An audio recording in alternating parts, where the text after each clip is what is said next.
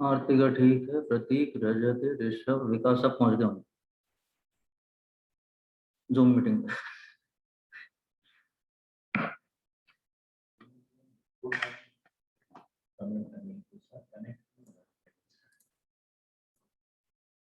अभी हो गया connect. It was power cut है।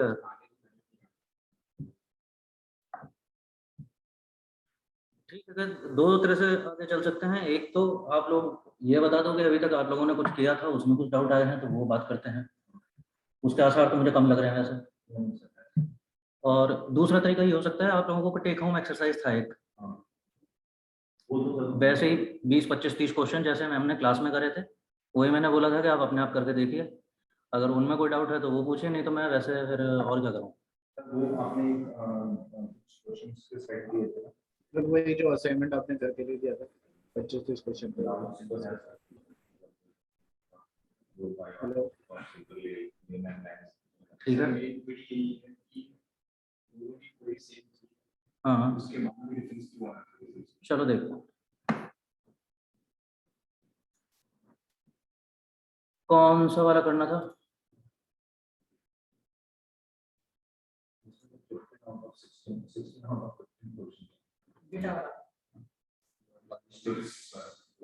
जी लॉजिस्टिक्स वाला। ठीक है, पहले इसके क्वेश्चन पकड़ते हैं। अगर सबसे हो गए हैं तो बहुत अच्छी बात है, अगर किसी का कोई डाउट आता है तो वो सॉल्व करना देखेंगे उसे क्या कर सकते हैं।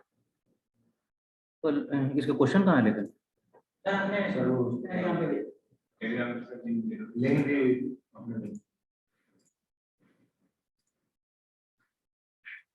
लिंक दी थी तो इसका मतलब मेरे ड्राइव में होगा।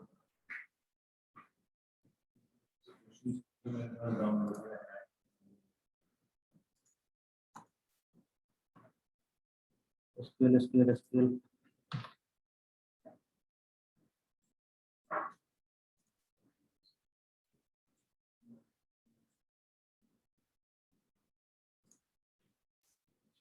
अच्छा ये सब था।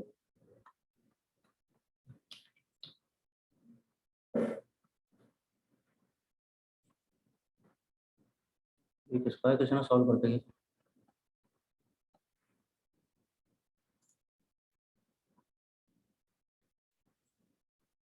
चलो दे दिए।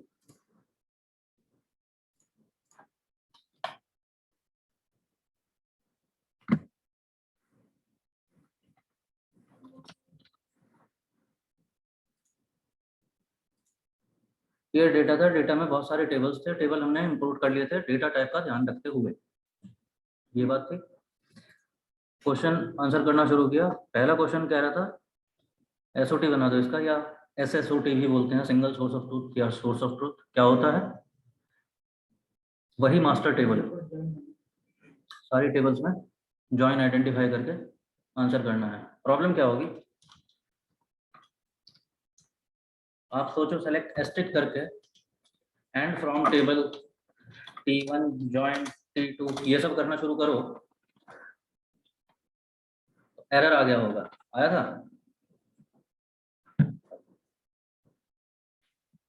करके देखा था कि ना?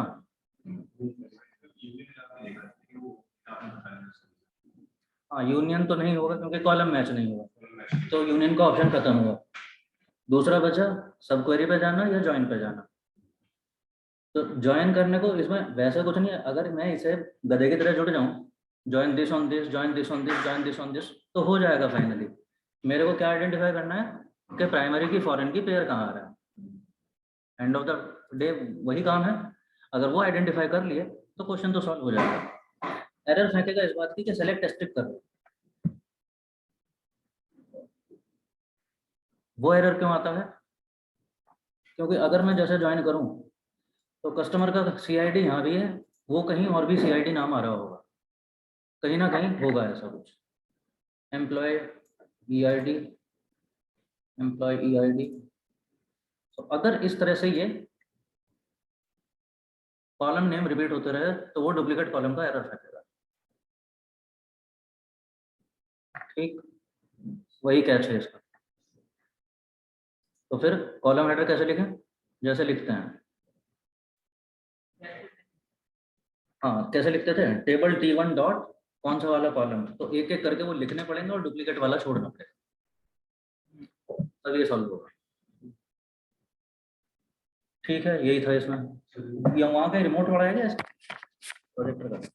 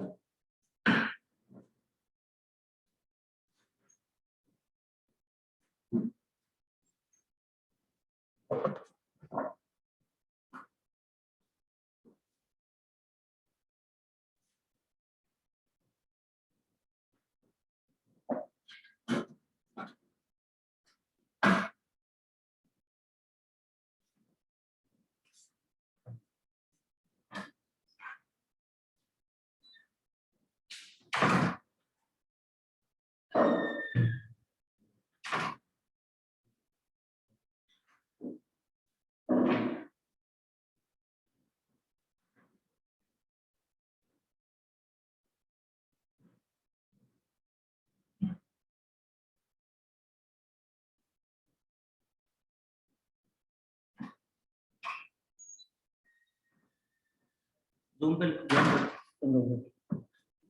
हाँ, स्क्रीन कैसे देखोगे? रिमोट क्या? बुला रहा हूँ ना, इतनी मेहनत नहीं करते।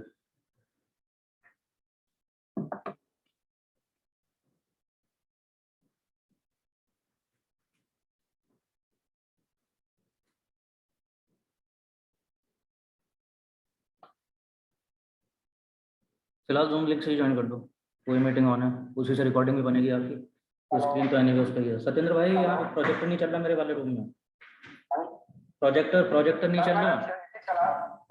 अरे सुन तो ले, मैं प्रोजेक्टर कह रहा हूँ भाई।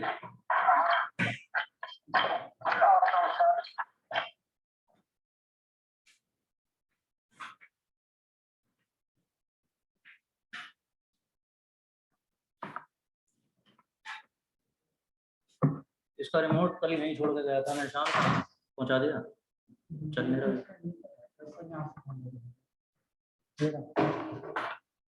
अरे 1 मिनट हो जाए, चल जाए पहले जब देंगे।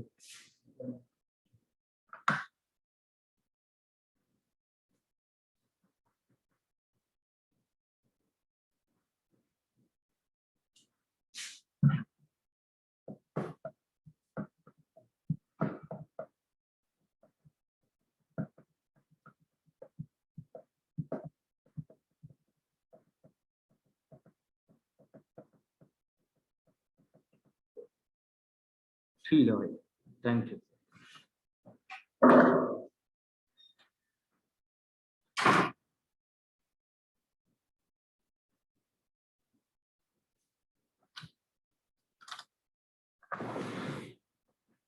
ठीक है, वही बता रहा था।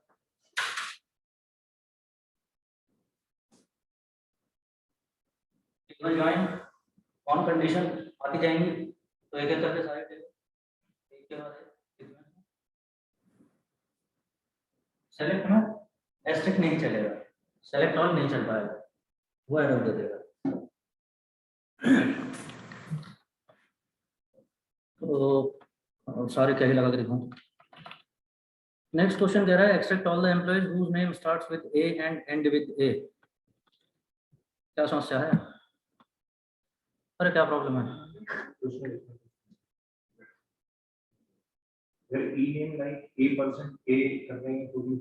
हाँ, इनफैक्ट वो करें तो और भी अच्छा दिखेगा। एरर किस बात की दे रहा है? अच्छा, टर्मिनेट हो गया। सेलेक्ट कर लो ई नेम एम्प्लॉय टेबल से, जहां पर ई नेम लाइक ऐसे ही लिख लूं तो और भी सीधा,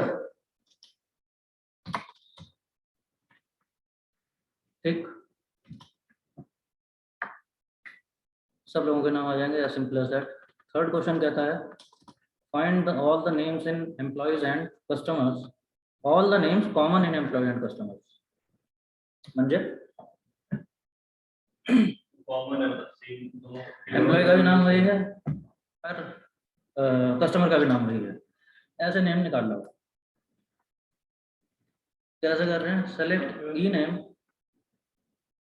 from employ detail, union select C name from customer. गलत है यार। वैसे यूनियन तो मतलब डुप्लीकेट्स को रिमूव नहीं करेगा ना वो चीज।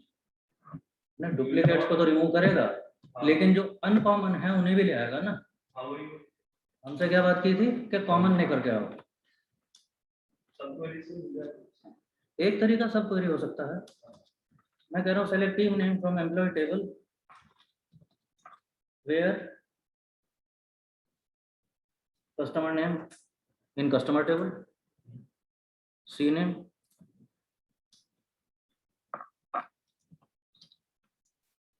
जहां पर ई नेम इक्वल टू हो जाए एग्जैक्टली इसके जैसा लगे, select E name from customer. बात खत्म हो गई। जहां नाम बराबर आ रहे हो वह आ जाए। कुछ गलत हुआ? क्या गलत हुआ?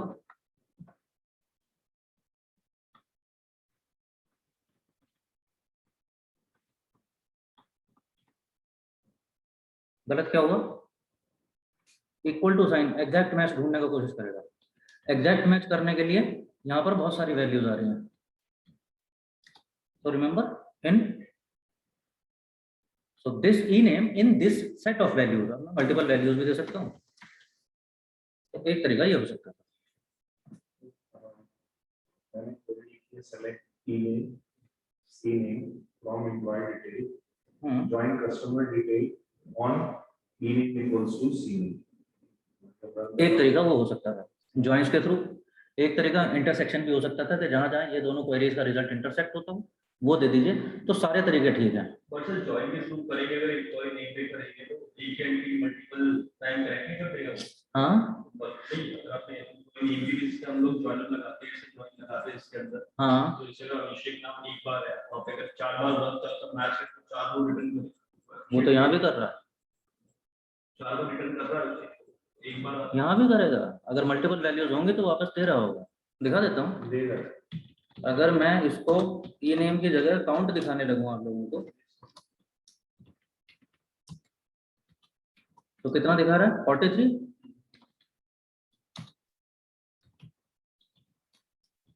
डिस्टेंट क्या होता तो ठीक।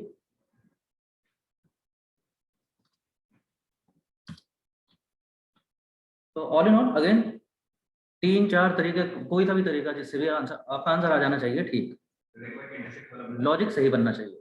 हाँ, intersect select E name from employ detail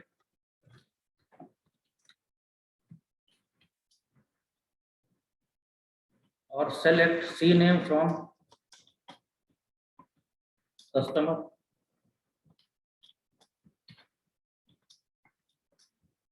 ये दो बातें लिख रहा हूँ, दोनों क्वेरी का अपना अपना रिजल्ट आ रहा होगा।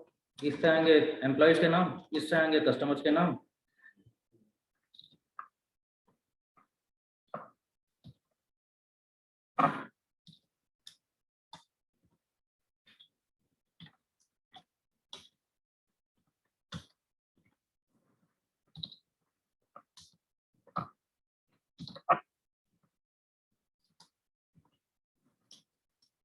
इंटरसेक्ट पकड़ा के इसमें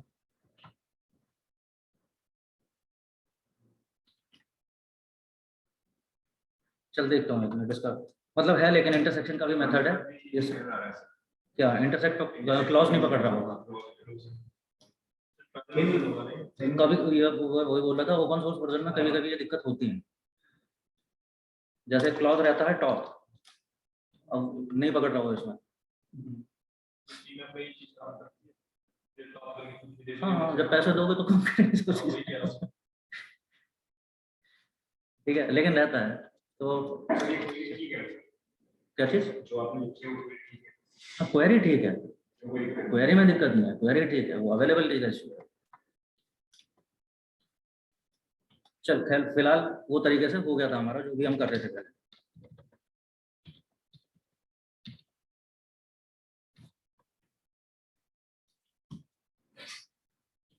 नेक्स्ट क्वेश्चन कहता है create a view payment not done for those customers who have not paid the amount. अच्छी बात है। कहता है जिन कस्टमर्स ने पेमेंट नहीं की है उनके लिए एक व्यू क्रिएट कर दो। तो कहाँ से पता चलेगा कस्टमर ने पेमेंट की है कि नहीं? पेमेंट स्टेटस, पेमेंट डिटेल्स वाली टेबल में एक कॉलम है पेमेंट स्टेटस, जहां पर पता लग रहा है कि पे किया कि नहीं किया, पेड एंड नॉट पेड। मेरे को क्या बताना है इनको? CID है, यहाँ पर कस्टमर की ID दी हुई है, मुझे यही बताना है उन कस्टमर्स की डिटेल। तो ये कस्टमर कौन होंगे? मैं बता दे रहा हूँ गलत क्या हो रहा है। हमने बोला create a view payment not done, कैसे बनेगा? As payment ID, payment status, ये सब ले आए। ये एक्चुअली पेमेंट का डेटा तो आ गया सारा। हमसे क्वेश्चन में बोला है कस्टमर की डिटेल बताने के लिए, वो मिस्ड है इस वाले को कोड में अभी। तो हम क्या बोल रहे हैं, सेलेक्ट ये सब मत करो,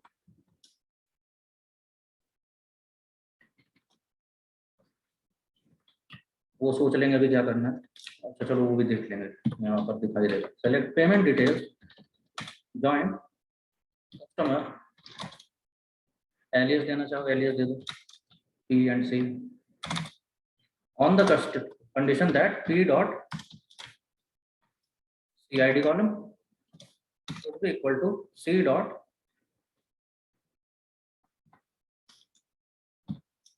यहाँ पर भी CID कॉलम है। अब बात पूरी हो गई। जहां पर पेमेंट स्टेटस नॉट पेड हो रहा हो, ऐसा एक व्यू बनाने के लिए मैंने बोला मैं रन करूं एरर। थोड़ी देर पहले बता रहा था ना कि अगर इनफाइनाइट ज्वाइन करते जा रहे हैं कॉलम डुप्लीकेट हो गए तो एरर आ जाएगा। तो मैंने सेलेक्ट ऑल किया है, वही हो रहा है, कॉलम डुप्लीकेट आ रहे हैं वो आने नहीं देगा। तो नॉट लाइक दिस, मे भी मुझे कुछ और कर देना चाहिए। तो कस्टमर की डिटेल बोली है, सारी डिटेल लाने में तो दिक्कत कर रहा है। मैं क्या निकाल लेता हूँ, customer ID P dot PID, एक तो ये दिखना चाहिए। मेरी C डॉट कस्टमर का क्या निकाल ले, नाम निकाल लेते हैं। और हाँ ये भी दिख जाना चाहिए कि पेमेंट स्टेटस क्या था।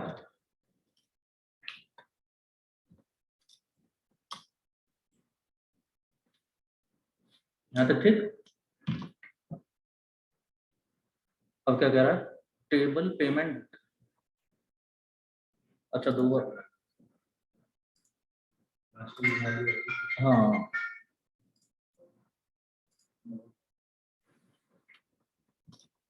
सक्सेस।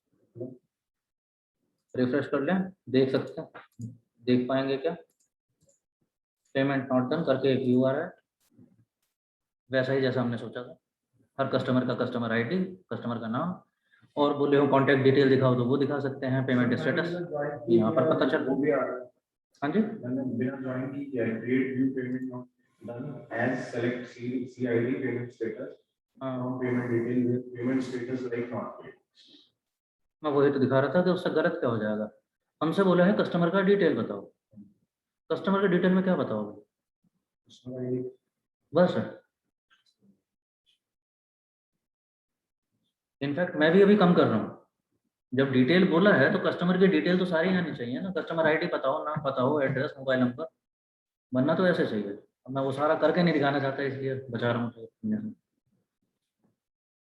हैशटैग करने से एरर आ गया था। सर ये ज्वाइन का परिणाम नहीं बताइएगा, ये जो हम ज्वाइन करते हैं, ठीक है, जैसे हमने लिखा join customer customer detail, customer detail है, ठीक है। फिर हमने किया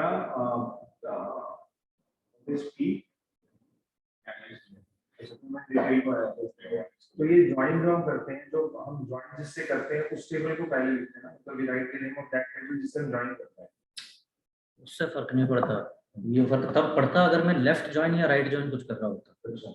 फिलहाल इनर ज्वाइन हो रहा है तो इधर से जो कॉमन मिल गया उसको जो मैच मिल रहे हैं वो मैच हो जाएंगे, बाकी ड्रॉप हो जाएगा। अगर मैं चाहता हूँ कि इस वाली टेबल से तो कुछ भी ड्रॉप नहीं होना चाहिए, तो मैं बताऊंगा कि ये वाली टेबल छोड़ दो, उसे मैं बोलूंगा फिर लेफ्ट ज्वाइन कर दो। तो लेफ्ट वाली टेबल से मैच मिले या ना मिले, वो टेबल से कुछ ड्रॉप नहीं होगा। राइट टेबल से जितना मैच मिला वो ठीक है, जो नहीं मिलेगा वो ड्रॉप होगा। ये लेफ्ट टेबल का लेफ्ट ज्वाइन। और यहाँ पे जब हम इनर ज्वाइन कर रहे हैं तो व्हाटसोएवर इट इज, मतलब मैं जॉइन कस्टमर कर रहा हूं अभी, तो यहाँ पे I can use the other table name as well, join payment detail on the CID equals to CID, right? हाँ, इन इधर उधर लिखो या इधर लिखो वो एक ही बात है, इससे फर्क नहीं पड़ेगा। यहाँ इनर ज्वाइन में फर्क नहीं पड़ेगा।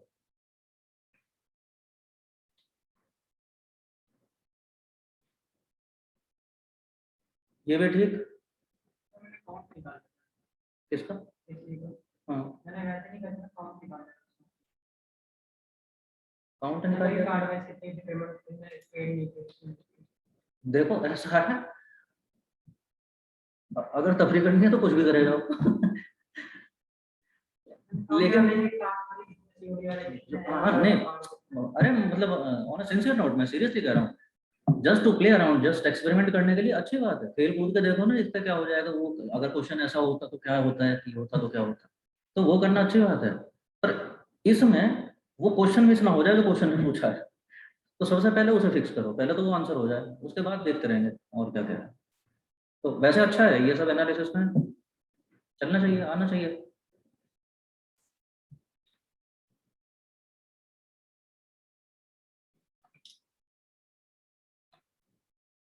आगे क्वेश्चन कहता है, फिफ्थ क्वेश्चन, ये हुआ किसी से हैं? फ्रीक्वेंसी तो समझ में आ गई, फ्रीक्वेंसी कैसे निकालनी है, फ्रीक्वेंसी परसेंटेज में ये समझ में आया। सेलेक्ट साथ में डिवाइडेड सर मैंने चैट बॉक्स में अपना कोड भेजा है, एक बार देखिए। क्या? उसने फ्रीक्वेंसी पूछ ली, फ्रीक्वेंसी मतलब काउंट, लेकिन पूछ लिया परसेंटेज में। ऐसा हो जाता है कई बार। देखो, जब मेरे से काउंट पूछे हैं, अगर मेरे पास एक 10,000 लोगों का डेटा है, उसमें से बोलने के इसमें से 10,000 नहीं, 10,000 तो राउंड फिगर हो गई। लेकिन सपोज 10,000 लोगों का डेटा है, उन 10,000 में से 3,000 क्रेडिट कार्ड वाले, ये ऐसे वाले, वो वैसे वाले। अभी नंबर देख के क्या ही करूँगा, तो परसेंटेज में देखो तो पता चलेगा। अगर 10,000 में से इतने, वो तो बड़े स्ट्रेट फॉरवर्ड हो रहे हैं। लेकिन सपोज कोई बोल दे कि 21,943 में से इतने तो ऐसे हैं, इतने वैसे हैं, इतने वैसे। अब दिक्कत है ना, वो नंबर इतना भारी सा नंबर देख के क्या ही कर लूंगा। किसी ने तो कुछ किया है, प्रतीक ने पटक दिया। देखें, चल देखते हैं।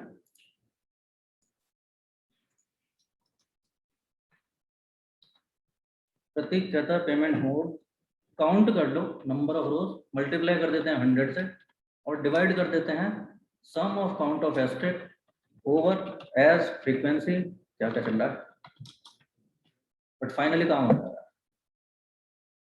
बट सर ओवर करने के लिए ओवर क्या है?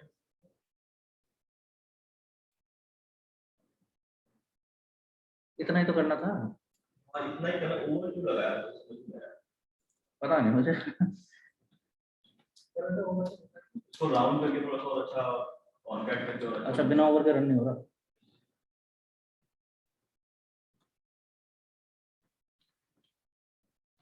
सेलेक्ट पेमेंट मोड आना चाहिए, काउंट ऑफ ये भी आना चाहिए, कैलकुलेशन का मल्टीप्लाई बाय 100 पहले कर दिया उसने, बाद में भी कर सकते थे।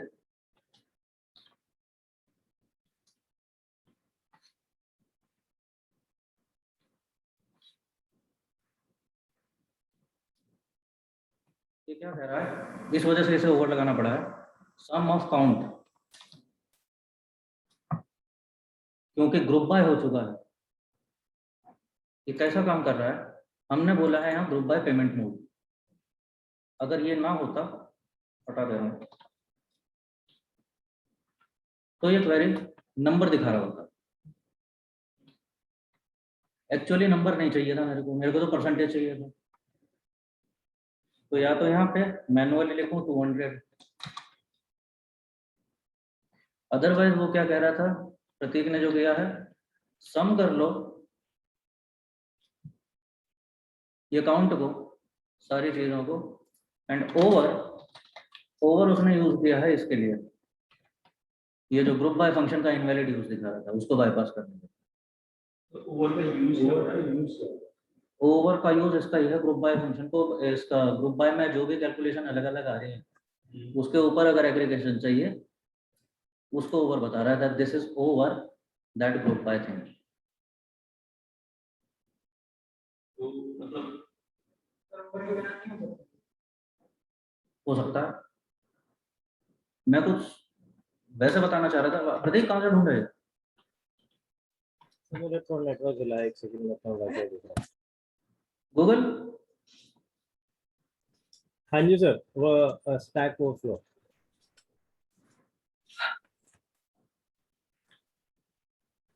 रिमेंबर सब क्वेरी, ये वैसे भी हो सकता था।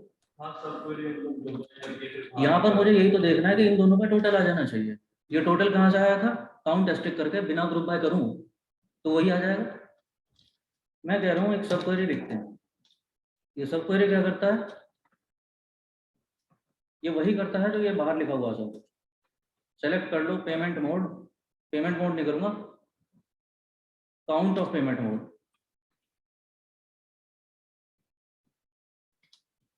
अलग लिख देता हूँ। Select count number of rows from which table? From payment detail table. देखो ये वही नहीं बता रहा 200।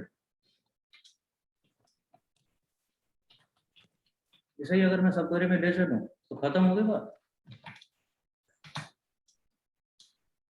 क्या सब क्वेरी सेलेक्ट क्लॉज में भी काम करता है? हाँ करता है। अब कर लो मल्टीप्लाई बाय 100 कर लो, उसे राउंड ऑफ कर, जो मर्जी करो, बनाते रहो इसे खूबसूरत और जैसा भी हो।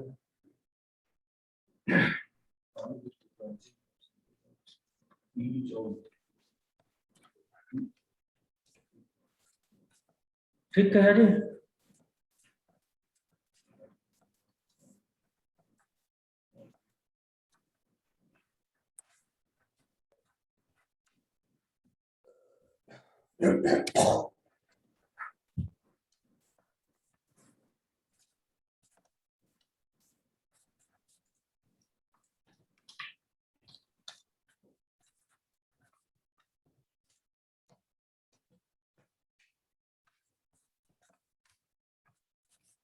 ठीक है चलो आगे।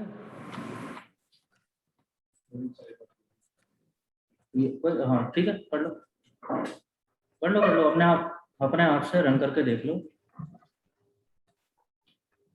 नेक्स्ट लाइन में लिख देता हूँ उसको।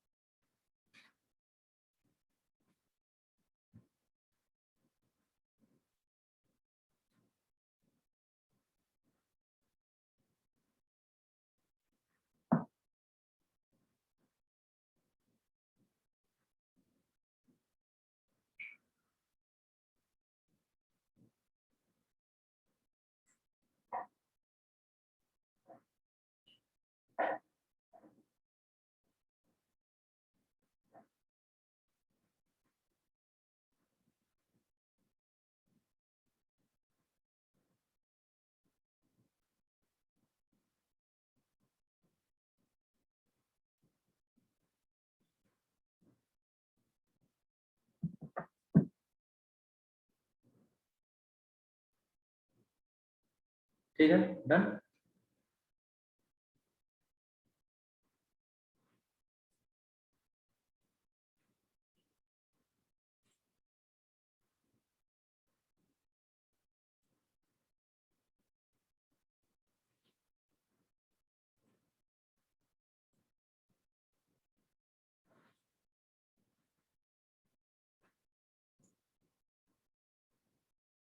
देखें आगे, ये हो गया। What is the highest total payable charge? Total payable charge की कैलकुलेशन क्या होती है? शिपिंग चार्ज और पेमेंट अमाउंट अगर कैलकुलेट कर लें, ऐड कर लें, तो वो हुआ टोटल चार्ज जो हमने कस्टमर को मारा। तो वो कह रहा हाईएस्ट कितना है ये?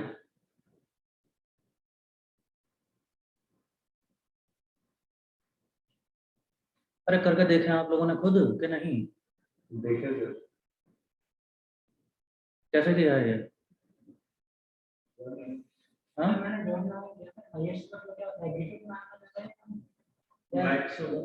मैक्सिमम जो रो बाय मैक्सिमम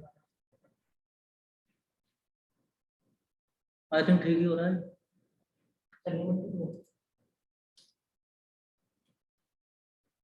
सम भी कर रखा है, प्लस भी कर रखा है वो या तो सम ही करो या प्लस ही करो।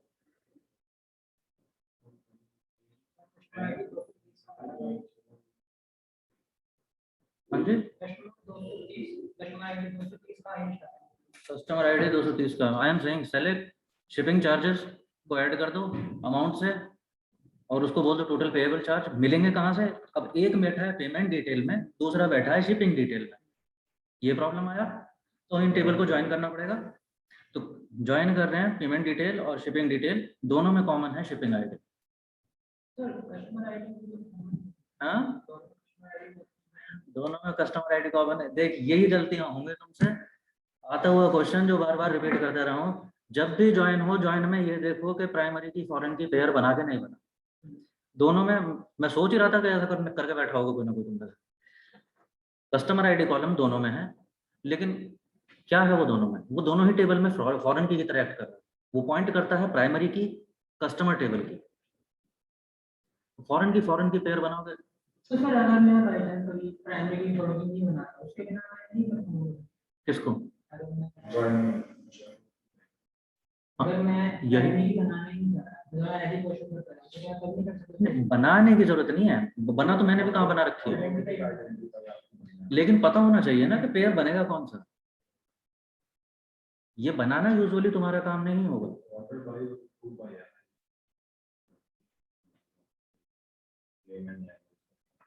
ऑर्डर बाय में क्या है? ऑर्डर बाय में अरे वो लेमन लैंग्वेज में लिखा ही पहले लेमन लैंग्वेज में हुआ है। मैं कितना लेमन लैंग्वेज बोलूं इसमें? ऑर्डर बाय, अभी तक ये जो भी रिजल्ट आया है इस क्वेरी से, जो भी रिजल्ट आए, ऑर्डर इट बाय समथिंग, इसको एक ऑर्डर में लगा दो, असेंडिंग या डिसेंडिंग। तो मैं वही बता रहा हूँ, ऑर्डर कर दो इसे। हाँ, ग्रुप बाय समथिंग डिफरेंट। इसको मैं कह रहा हूँ ऑर्डर बाय कर दो total payable charges in descending order. तो सबसे पहली वाली रो पहुंच गई होगी हाईएस्ट, उसे ही कह रहा हूँ लिमिट कर दो 1 पर। बस इतना था ये।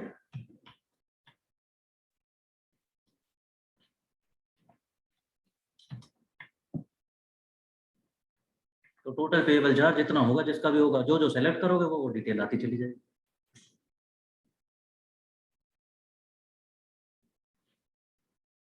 ठीक है, आपको कस्टमर आईडी देखना है, CID ऐड कर लो उसमें। आपको कस्टमर का नाम भी देखना है तो कस्टमर टेबल को भी ज्वाइन करा लो, वो भी आ जाएगा। जो मर्जी करो, अभी इतना काम था ये।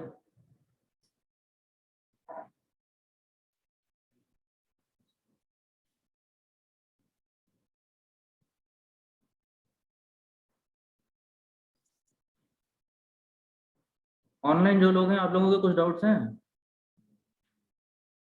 अरे ऑनलाइन बैठे बस बैठे पहले ये कर क्वेश्चन सकते में ही हो। था सब, वो पहला ज्वाइनिंग वाले में ही दिक्कत आ रही थी, वो फर्स्ट क्वेश्चन में। वो जो ज्वाइन करने का था मल्टीपल, मतलब वो स्कीमा बनाना था ना पेपर पे, हाँ, एक्चुअली वो प्रतीक बहुत पेपर कम पे। आ रही है आवाज तुम्हारी यार, थोड़ा सा लाउड बोलना पड़ेगा। सर वो पेपर पे बस स्कीमा बनाया नहीं था, तो उस वजह से थोड़ी दिक्कत आ रही थी। अच्छा, बाकी हाँ, फर्स्ट क्वेश्चन नहीं अटका था वो सारा, क्योंकि मल्टीपल ज्वाइन करना था वो थोड़ा। चलो ठीक है।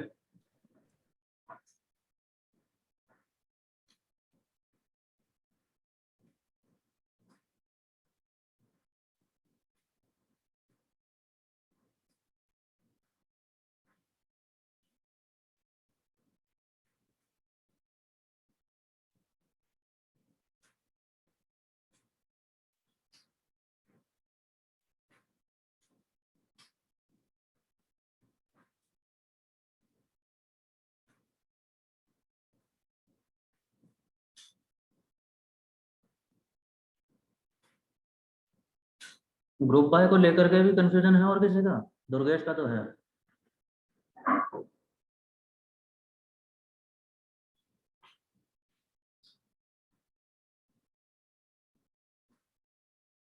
दुर्दशा देख रहा है अभिषेक? सर तो लेके आपको मतलब कैश के बारे में बात करनी थी ग्रुप बाय में, तो कैश का और कैसे मतलब एग्जैक्टली लॉजिक वो कैसे होता है इसके अंदर, तो पता है एग्जैक्टली क्या करता है, कैसे एग्जीक्यूट होता है, एग्जैक्टली बैकएंड में क्या सीन रहता है इसका। अच्छा, बैक एंड का तो मुझे भी नहीं पता ठीक से, ऑनेस्टली बता रहा हूँ, बिल्कुल बेशरम हो गए। वो मुझे भी क्लैरिटी नहीं है बहुत अच्छे से कि बैक एंड पे एग्जैक्टली वो कैशिंग में कैसे काम करता है।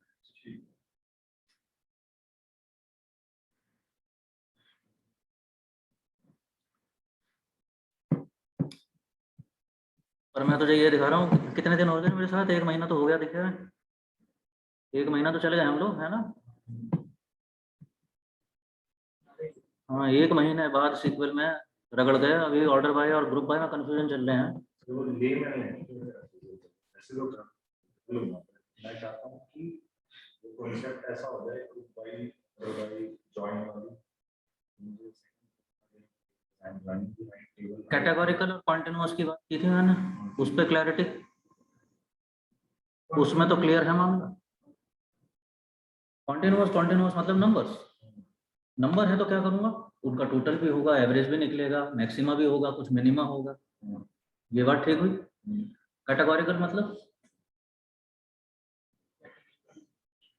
कैटेगोरिकल मतलब कि उनके बेसिस पे डेटा के छोटे छोटे बहुत सारे डेटा बन सकते हैं, कैटेगराइज कर सकता हूँ इस डेटा को, वो कैटेगोरिकल हुए।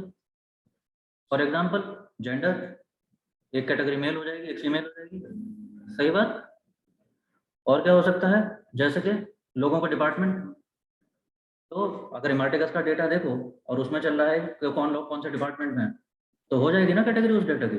एक एनालिटिक्स का बन जाएगा, एक सेल्स का बन जाएगा, एक एडमिन का, एक गवर्नेंस का, छोटे छोटे बन गए। ग्रुप बाय हमेशा कैटेगोरिकल का काम करेगा।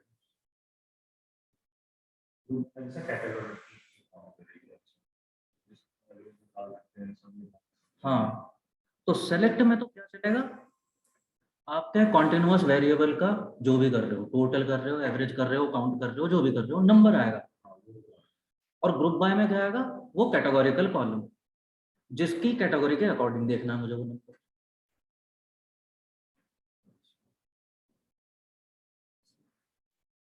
ठीक। और अब जरा याद करो थोड़ा सा पीछे, यही नहीं करते हुए आ रहे थे कंपनी डेटाबेस में, लॉजिस्टिक्स में, जितने भी हमने करके देखे सब में वही तो कर रहे थे। वर्ल्ड स्कीमा में कंपनी डेटाबेस में क्या कर रहे थे कि एम्प्लॉय के डिपार्टमेंट के हिसाब से एवरेज सैलरी निकाल दो। तो ग्रुप पर उसमें हमने डीएनओ भी किया हुआ है। हाँ, डीएनओ को क्या मतलब है, मतलब उसका एवरेज है निकाल के। और तो कैटेगोरिकल है ना डीएनओ, उसका एवरेज का निकालोगे, ग्रुप बाय तो करोगे ना डिपार्टमेंट के कैटेगरी के अकॉर्डिंग।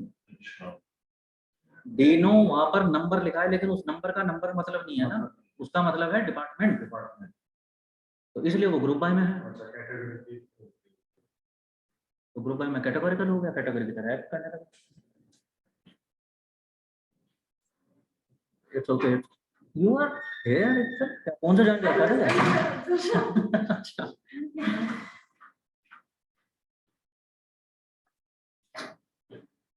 चलो यहाँ तक पहुंचे, चलो जी आगे थोड़ा बहुत। क्वेश्चन नंबर 7 कहता है, extract the customer ID and customer name of the customers who have been member of a branch for more than 10 years. Phew, this is something. ये हुआ किसी से? मैं अपना कोड भेज रहा हूँ एक सेकंड। तू ये बता तेरे से हुआ कौन सा? एक आधा हुआ क्या नहीं? स्टार्टिंग के 3-4 हो गए। ये वाली सर ये पूछ रहा हूँ ये भी। इसमें गलती है। हाँ, हो रहे थे या नहीं हो रहे थे? नहीं सर ये तो मैंने नहीं, इसका तो मैंने मान लिया, चलो इसके तो तुम्हारे हौसले निकल गए होंगे क्वेश्चन देख सर के। मेरा कोड देखिए एक बार, ये वाला। दूसरी टीम में उनसे पूछा, वो भी कहते हैं सुबह बताते हैं, अभी समाज बंद हो गया। लेकिन मेरा क्वेश्चन ये है, बाकी भी काम हो रहे हैं यार तुमसे जो सीधे सीधे थे, वो तो कहाँ हो रहे हैं? सर मेरा कोड एक बार चेक कीजिए। कहते हैं एक्सट्रैक्ट कर दो कस्टमर आईडी और कस्टमर नेम जो मेंबर हैं किसी ब्रांच के 10 साल से ज्यादा समय। अभी कहाँ से मिलेगा? और देखना शुरू करते हैं। सर मेरा कोड एक बार देखिए चैट बॉक्स में। विंडोज जॉइन की है सब कुछ। हाँ हाँ है ना सर। क्या कर रहा है ये। अच्छा डेट डिफ ठीक है, शायद आ गया होगा। सर डेटाबेस कौन से कुछ शेयर कर देते हैं मेरे साथ में? क्या चीज? ये डेटा सेट ये वाला एलएमएस पे है भाई।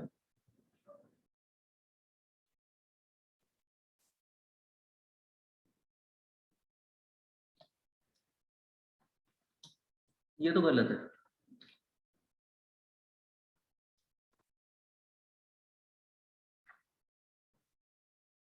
क्या कर रहा है वो?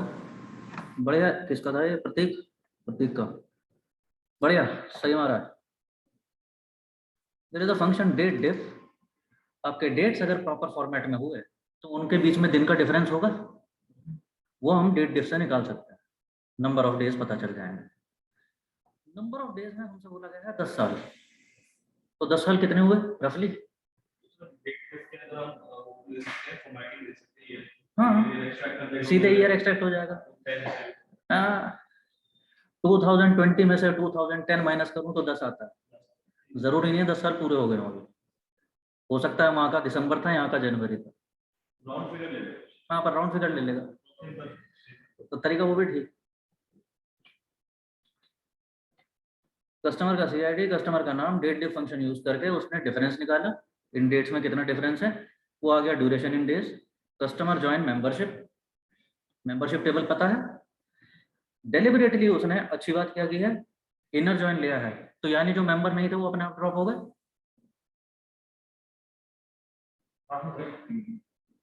तो नो, तो कस्टमर टेबल से वो डेटा आएगा ही नहीं, वो ड्रॉप हो गया। बाकी मेंबर्स बचे। जब मेंबर्स बचे उसने कहा कि ये जो हमने डेट डेट देख रहे थे ये ड्यूरेशन 10 साल कितने होते हैं 3650 डेज मेरे ख्याल से मान सकते हो अगर if you ignore leap year. तो हर बार ऐसे कितना मिलेगा बेस ऑन किसमें? मतलब 10 साल कितने होते हैं कितना मिलेगा? 10 साल तो इतने ही होता है ना। 12 साल के अंदर में कैलकुलेट करेंगे। अच्छा फिक्स नहीं कर सकते। अब तुम इतने चौधरी बनोगे कि इसे भी फिक्स करोगे? वैसे तुम्हें डेट डिफ फंक्शन नहीं मिला, अब तुम्हें इसमें भी जोर पड़ रहा है कि 3650 क्यों लिखा है इसमें। मैनुअली कब तक करोगे? मैनुअली इसलिए इतना तो मैनुअल करोगे क्योंकि इसमें ये तो क्वेश्चन है बोला है ना 10 साल, हर बार क्वेश्चन 10 साल नहीं होगा।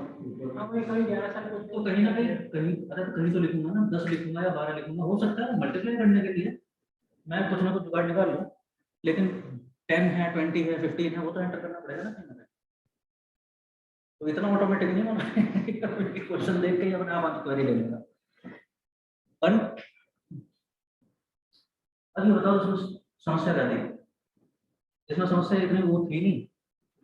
ये जो मैं बोलता रहता हूँ आप लोगों से कि एलएमएस, ये एलएमएस पे लिखा हुआ है फंक्शन, पढ़ा ही ना होगा आपकी पीपीटी में है डेट फंक्शन में। माइस्क्यूएल का ट्यूटोरियल जो है उसमें बता चुका हूँ। माइस्क्यूएल ट्यूटोरियल में बहुत जल्दी मिल जाएंगे डेट फंक्शन ये होता है।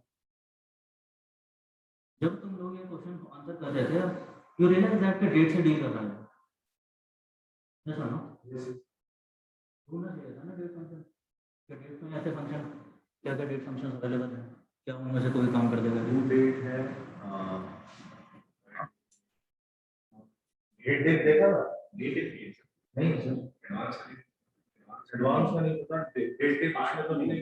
अरे माइस्क्यूएल ट्यूटोरियल पे तो होगा, गूगल पे तो होगा कहीं।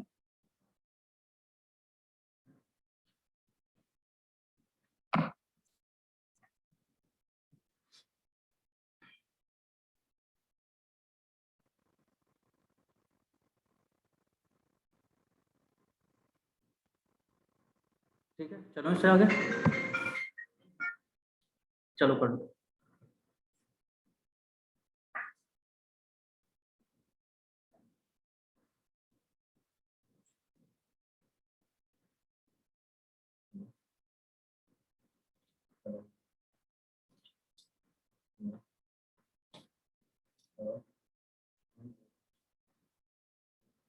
सर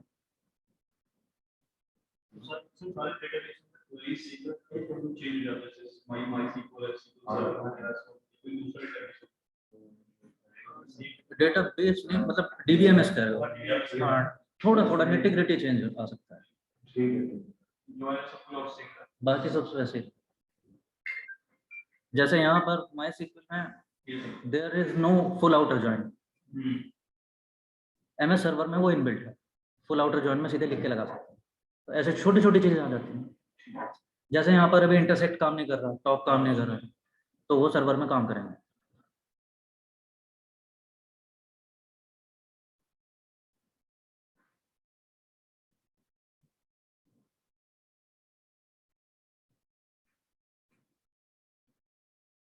पहले तो कोई भी ना हम्म पेपर चार्ज होगा हम्म तो वो कोई मुझे एरर शो होता है उसमें। ये वाले, हाँ अब ठीक है। देखो अगर ऐसी प्रॉब्लम आने लगा तो ये देखिए,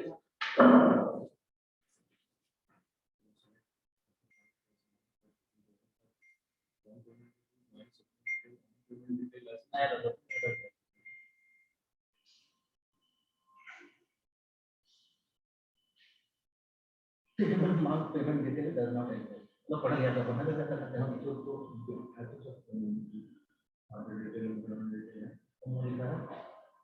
पेमेंट डिटेल, हाँ और लिखा पेमेंट डिटेल एस मिसिंग।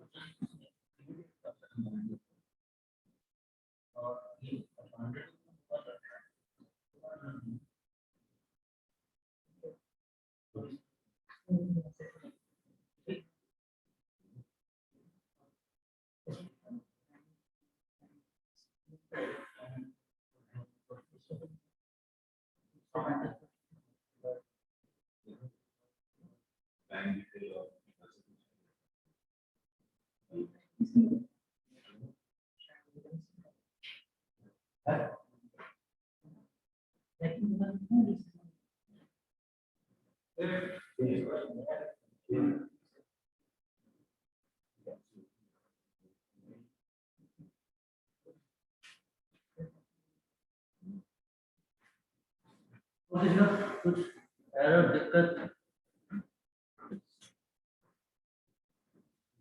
ठीक है, अभी आगे नेक्स्ट वाले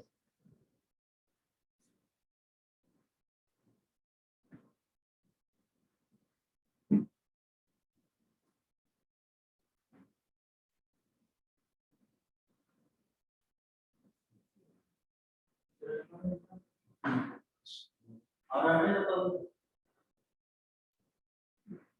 मशीन नहीं मशीन और मशीन पर class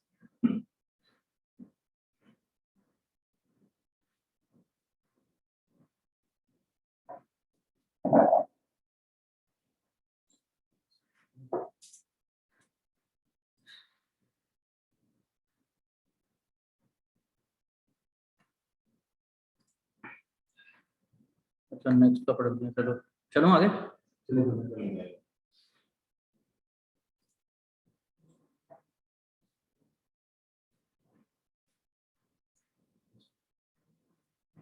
Next question says, who got product delivered on the next day the product was shipped?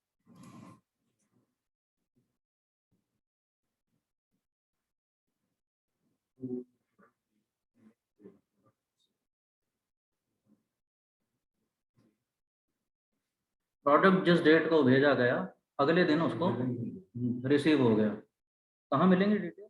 I think shipment.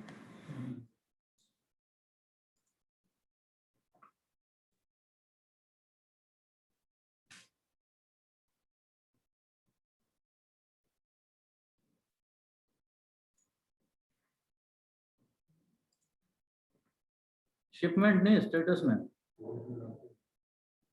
तो सेंड डेट और डिलीवरी डेट के बीच में कोई रेफरेंस हुआ है, और ये मतलब 2 से छोटा है, मे 0 के सेम डेट हो सकता है। Simple as that. Date diff अभी आप लोगों को मालूम है, इतनी सी कहानी करनी है इसमें। स्टेटस टेबल में हमें बताता है कौन सी शिपिंग आईडी थी, करंट स्टेटस क्या है उसका। अगर डिलीवर हो गया है तो यहाँ डिलीवरी डेट भी आ रहा है, अगर डिलीवरी नहीं हुआ तो ब्लैंक है। तो ठीक है, हमें कोई फर्क नहीं पड़ता उससे, मेरे लिए ठीक है। मेरे को क्या बोला है कि डिलीवरी तो हो गई और जिस दिन भेजा गया था उससे जस्ट अगले दिन हो गई,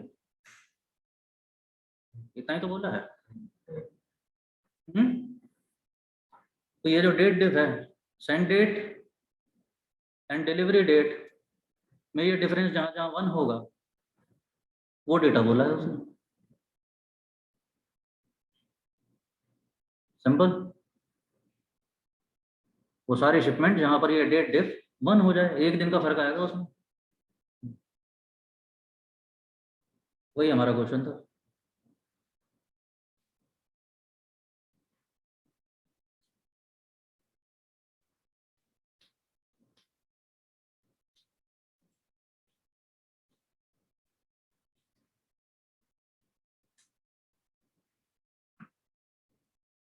ये कोड छापने मतलब वो कोड, ये तो मैं भेजता रहूंगा, अभी वो समझ लो क्योंकि फिर इसमें टाइम लगते जा रहा है। कोड तो ये मेरे पास तैयार होते जा रहा है जैसे जैसे हम एक क्वेश्चन आंसर कर रहे हैं। दो तीन क्वेश्चन जो बिल्कुल समझ गए वो मैंने छोड़ दिए, तो अपने आप अटेम्प्ट कर लेना उनको, तो सारा छापने की जरूरत नहीं है इसको। डेटिव वाला फंडा समझ गए ना? बिल्कुल यही सिंटेक्स है, एंड डेट स्टार्ट डेट, और इन दोनों डेट में जितना डिफरेंस होगा वो फेच हो जाएगा। तो सिमिलर ये क्वेरी तो गलत है।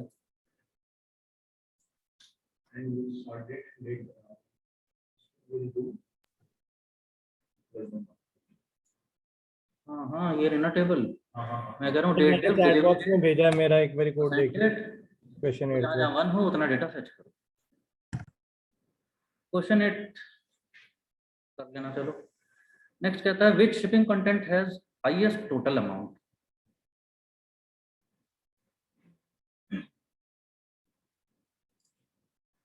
हाईएस्ट टोटल अमाउंट और ऐसे टॉप 5 निकालो।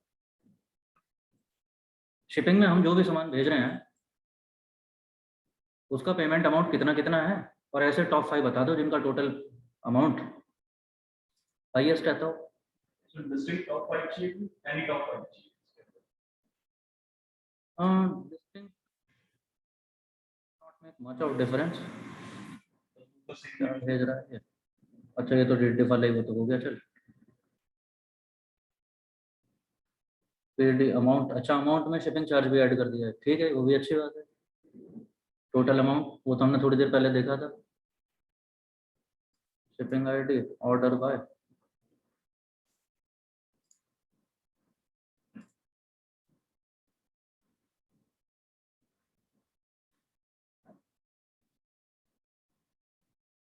क्या चल रहा है?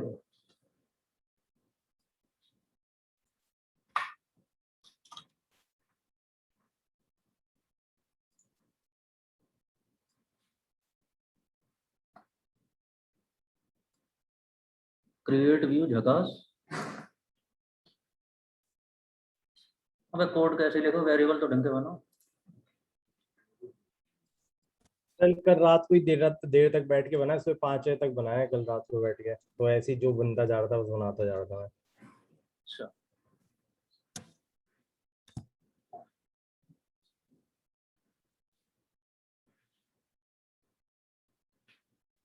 when I was doing my PG, once we did that, we were submitting a group assignment, और उसमें हम लोग ऐसे मस्तीबाजी में, वो फाइल घूम रही है, कोड फाइल हमारी एक से दूसरे पे, और उसमें हमने वेरिएबल बना रखे हैं जस्ट फॉर हैविंग फन। तो उसमें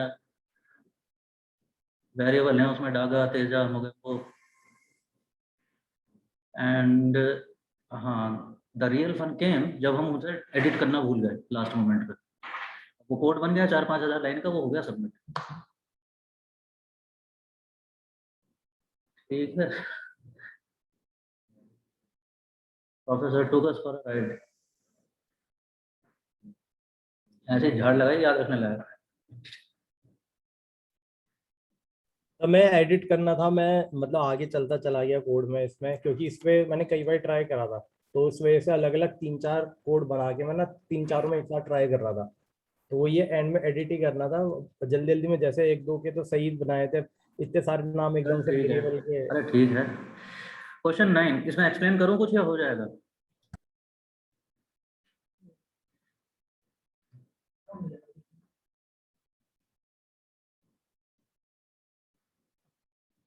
आपकी शिपिंग वाली टेबल पे हैं, अगर पेमेंट डिटेल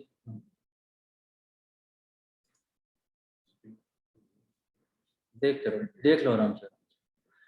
आपकी शिपिंग टेबल में कंटेंट दिया हुआ है कि इस कुरियर में ये जो प्रोडक्ट था, ये व्हाट वाज दिस कंटेंट। वो हेल्थ केयर का आइटम हो सकता है, फर्नीचर हो सकता है, इलेक्ट्रॉनिक हो सकता है, होंगी जो भी होंगी कैटेगरी इसमें। ठीक बात है। हमसे बोला है कि सबसे ज्यादा अमाउंट किनका होता है। अब सबसे ज्यादा अमाउंट किनका होगा, अमाउंट कहाँ से पता चलेगा? वो तो पेमेंट डिटेल में लिखा है, तो इन पे ज्वाइन आएगा दोनों टेबल्स पे। वही किया है उसने। तो पेमेंट डिटेल को ज्वाइन कराना पड़ेगा शिपिंग डिटेल से। प्राइमरी की फॉरेन की पेयर क्या बनेगा? Shipping ID. ज्वाइन लग गया। अब ज्वाइन लग गया,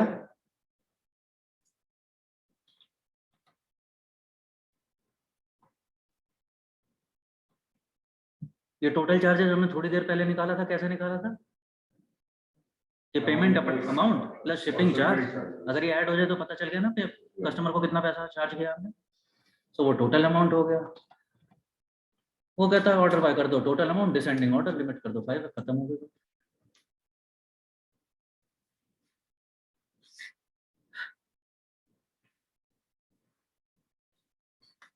ठीक ठाक।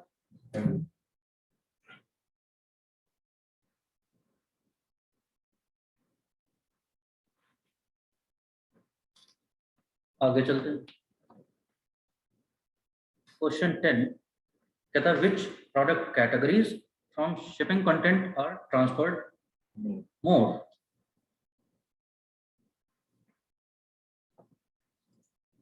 कौन सी सबसे ज्यादा मूव होने वाली है?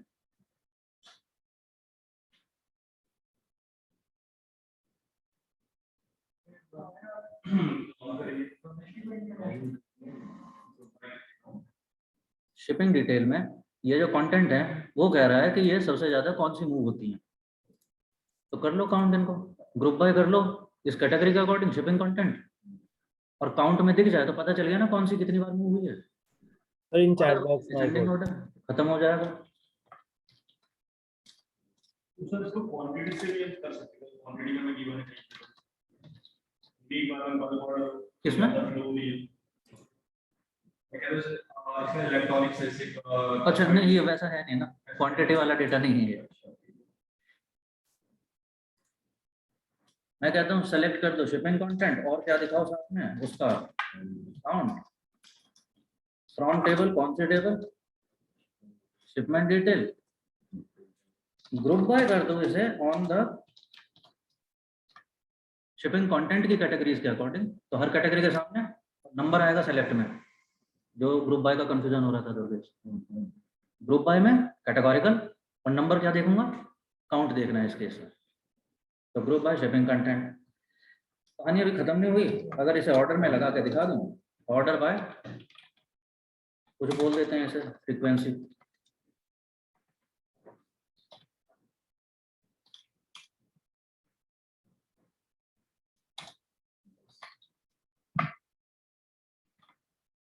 तो पता चलने लगी कौन कौन सी कैटेगरीज हैं जो सबसे ज्यादा शिप हो रही हैं। सबसे ज्यादा कौन हो रही है? Home furnishing, arts and craft.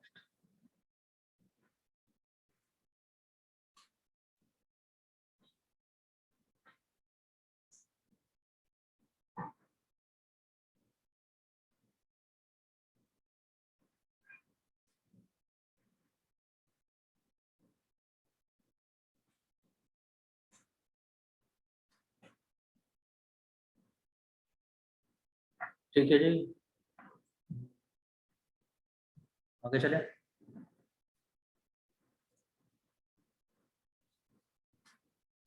अच्छा लिमिट, हाँ ठीक है। अमाउंट कहाँ से लिया है?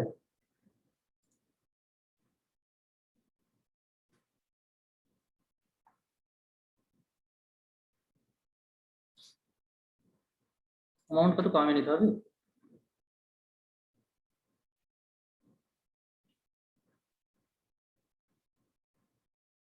नेक्स्ट क्वेश्चन कहता है create a view T x, एक व्यू क्रिएट करना है टी एक्स लॉजिस्टिक्स। मेरे को क्या चाहिए? अच्छा, वो कह रहा है एम्प्लॉयज का वो डेटा निकाल लो जो सारे टेक्सास में रहते हैं, उनका डेटा उठा करके एक व्यू बना दो। और तो बना दो, इसमें क्या है? इसमें ये तो हो जाएगा या ये भी दिखाऊं? क्वेश्चन 12 कहता है find the unique designations of employees. Find the unique designations of employees. अच्छा, इनके एम्प्लॉय हैं, उनका सबका कुछ ना कुछ डेजिग्नेशन होगा, तो वो बार बार नहीं दिखना चाहिए, यूनिक डेजिग्नेशंस पता चल जाने चाहिए। क्या ही करोगे? डिस्टिंक्ट पता तो है। मैं कह रहा हूँ सेलेक्ट डिस्टिंक्ट ये डेजिग्नेशन फ्रॉम एम्प्लॉय टेबल, तो सारे के सारे यूनिक वाले आने शुरू हो जाएंगे। Market analyst, chief, CFO, transport, जो भी है।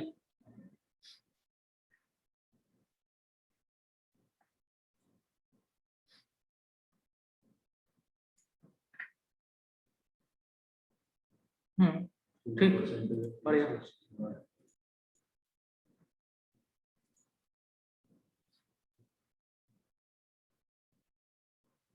अच्छा हाँ, इसमें चलो वो बताओ। ये क्वेश्चन,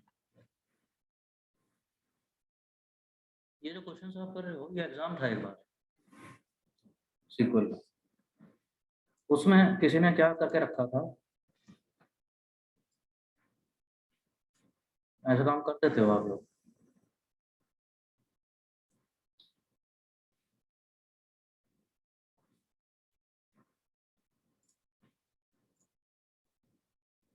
यहाँ पे क्या करा हुआ है? क्रिएट व्यू टीएक्स लॉजिस्टिक, और क्या बोले कि सेलेक्ट कर लो क्या?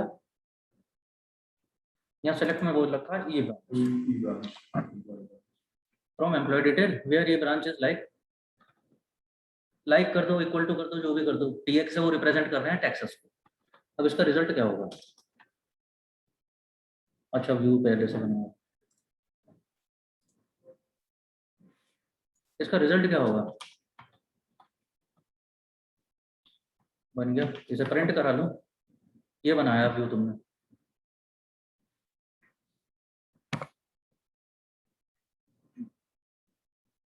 क्या ही कर दूं इसका?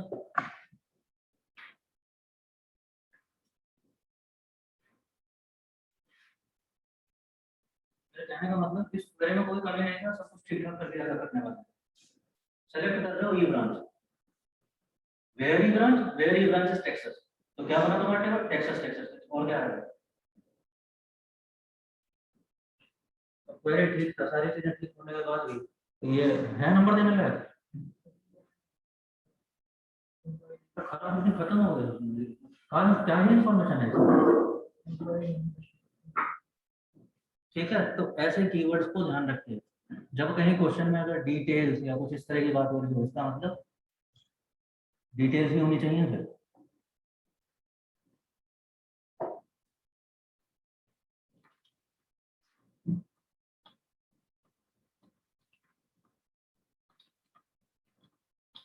तो आई थिंक यहाँ से सब चीजें निकाल लेनी चाहिए, तो पता चलेगा कौन एम्प्लॉय है, टेक्सास में है, क्या कर रहा है।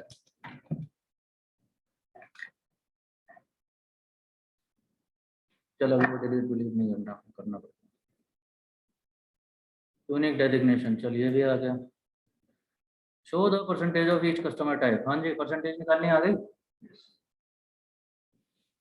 Yes sir. दोनों तरीके हो सकते हैं। टाइप पे ग्रुप बाय करोगे, ठीक, काउंट कर लेंगे। काउंट को डिवाइड करने के दोनों तरीके हो सकते हैं, सब क्वेरी हो सकता है, या ओवर क्लॉज से आप बाईपास कर सकते हैं।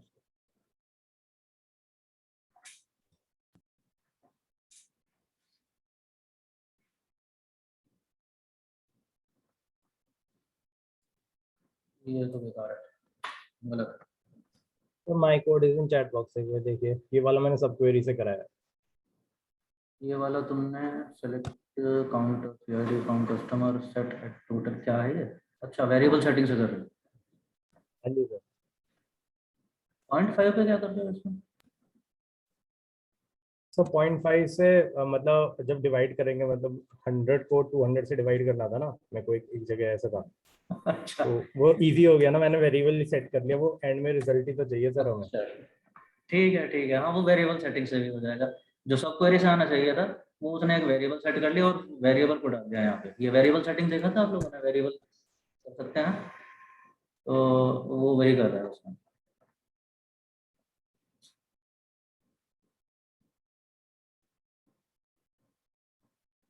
ठीक है। क्वेश्चन 14 कहता है rename column sir type two service type. अच्छा, इसमें टेबल में कहीं पे कॉलम होगा, शिपमेंट में होगा।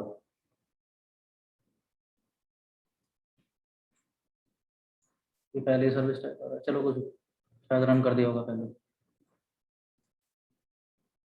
हो जाएगा कॉलम हेडर चेंज, दोनों तरह से कर सकते हो, रीनेम से भी कर सकते हो या चेंज वाला क्लॉज से कर सकते हो। चेंज कॉलम देखा था हमने। अगर मेरे को कॉलम हेडर और डेटा टाइप सब कुछ चेंज करना है तो चेंज, अगर खाली डेटा टाइप चेंज करना है, कॉलम हेडर नहीं करना, तो मॉडिफाई। दोनों देख रखे हैं ना। तो यहाँ पर वो कॉलम हेडर चेंज करने की बात करने लगा है, तो मेरे को चेंज क्लॉज से यूज करना पड़ेगा। कहता है विच कहाँ गया? नहीं तो ये ऑल्टर टेबल में रीनेम क्लॉज ये भी है ऑप्शन, ये भी कर सकते हो, चेंज भी कर सकते हो, दोनों ठीक है। Which service type is preferred mode? Service type करके कॉलम आ रहा है शिपमेंट डिटेल्स में, सर्विस टाइप जहाँ पर अच्छा express delivery, regular delivery, prime delivery, ये सब चल रहा होगा इनका। वो कहता है इनमें से कौन सी ज्यादा प्रेफर की जा रही है। मतलब क्या है, काउंट कर लो, जो ज्यादा होगी पता चल जाएगा कौन सी ज्यादा है, किसको ज्यादा प्रेफर कर रहा है कस्टमर। ये भी ठीक होगा। मतलब सिर मत लाओ, जल्दी जल्दी बताते रहना मेरे को, अगर कहीं भी कंफ्यूजन है तो बताना फिर उसमें। हाँ वेरी स्ट्रेट फॉरवर्ड क्वेश्चन है, तो जो अननेसेसरी टाइम नहीं लगाएंगे उसको। लास्ट क्वेश्चन 16 कहता है find the shipment ID and shipment content where the weight is greater than average wait.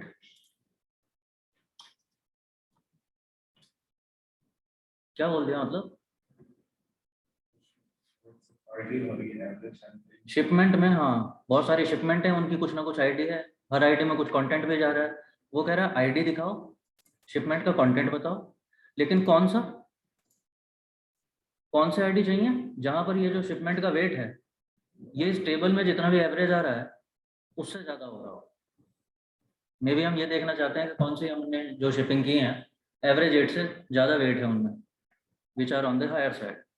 हो जाएगा।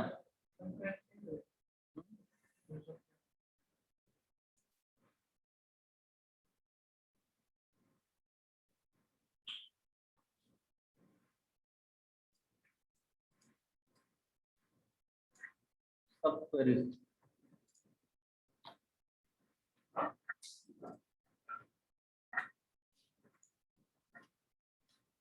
ये इक्वल टू भी तेरी लाइट बंद कराएगा प्रत्येक। ये जो जब लगाना होता है तो भूल जाता है, जब नहीं लगाना होता तो लगा रखा है।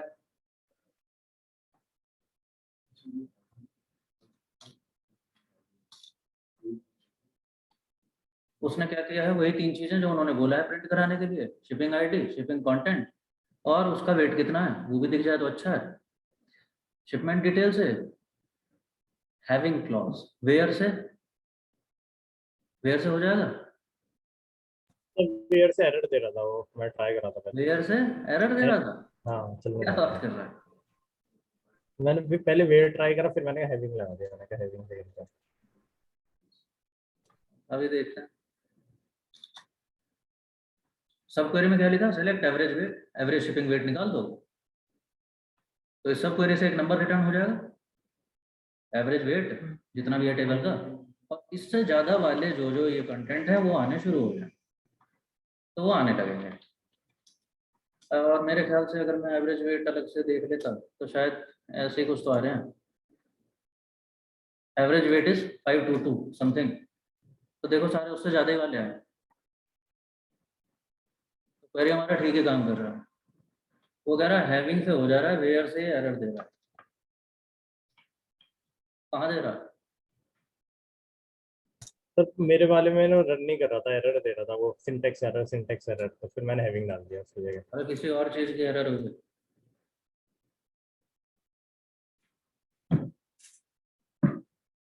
कारण मेरी कंडीशन एग्जिस्टिंग फील्ड पे है, तो वेयर करो, हैविंग करो, कुछ भी करो, ग्रुप बाय तो हो ही नहीं रहा ना कहीं पे भी। Yes sir. यस और नो, ग्रुप बाय होता, अब दुविधा थी, अब मेरे को देखना पड़ेगा मेरी कंडीशन एग्जिस्टिंग फील्ड पे है या कैलकुलेटेड फील्ड पे है। एग्जिस्टिंग पे है तो वेयर आएगा ग्रुप बाय से ऊपर, कैलकुलेटेड फील्ड पे है तो हैविंग आएगा ग्रुप बाय से नीचे। अब एग्जीक्यूशन होगा, फिलहाल ग्रुप बाय है ही नहीं, तो कुछ भी करो, क्या दिक्कत है, दोनों से काम होगा।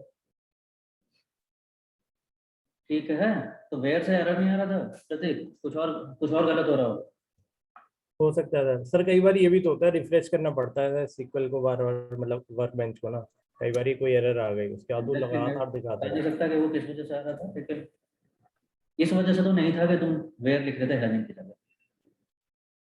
ओके।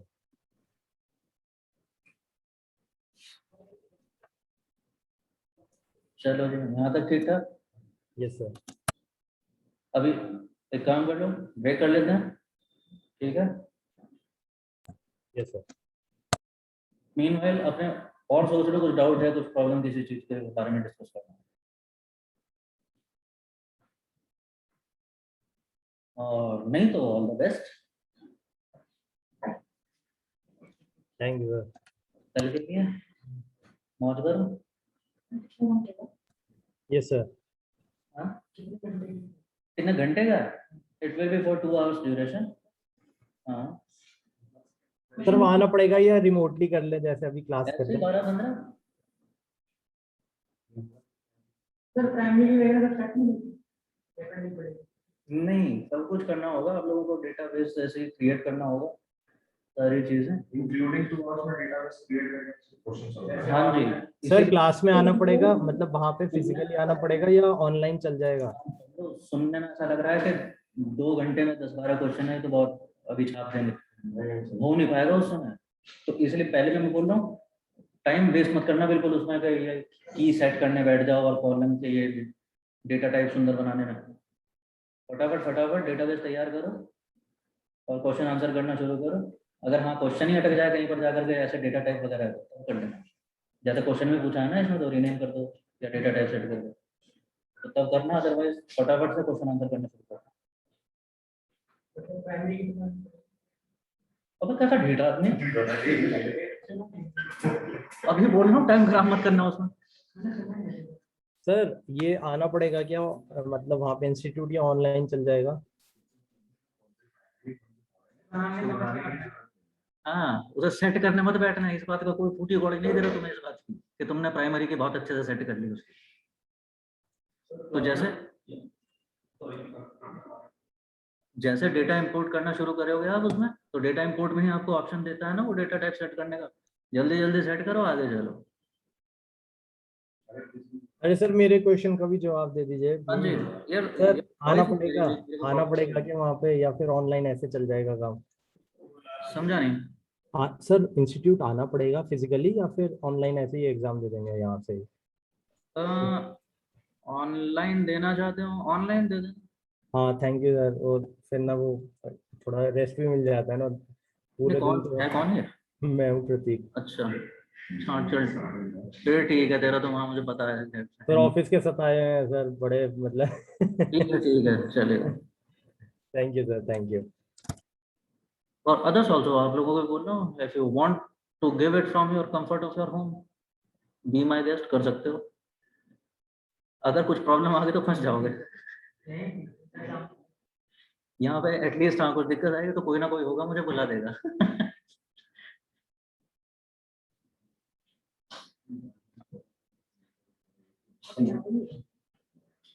सर प्रॉब्लम मतलब आप मतलब वहाँ पे हिंट भी दोगे, मतलब वहाँ पे आप मदद करोगे आने, मतलब अगर वहाँ पे होंगे तो। लाउडर यार, आई डोंट नो क्या प्रॉब्लम है, मेरे सर मशीन में आवाज ही नहीं आ रहा है। सर मतलब मैं ये कह रहा हूँ कि अगर हम वहाँ पर होंगे तो आप मतलब मदद करोगे, हिंट दोगे क्या वहाँ पे जो फिजिकली प्रेजेंट होंगे उनको? दैट्स ओके, मैं बोल ही चुका हूँ, you know entirely your wish. Question paper आपको मेल पे सर्व हो जाएगा और आपका सबमिशन भी वापस मेरे मेल पे ही आना चाहिए।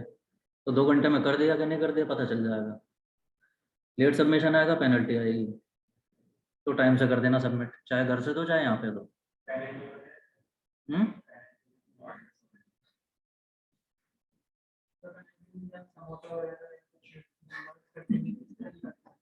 पेनल्टी में समोसा? अरे नंबर ही कटेंगे, पैसे थोड़ी ले लूंगा तुमसे।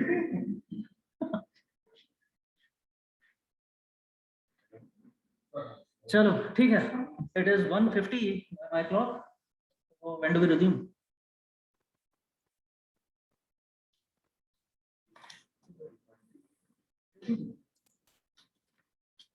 रिज्यूम एट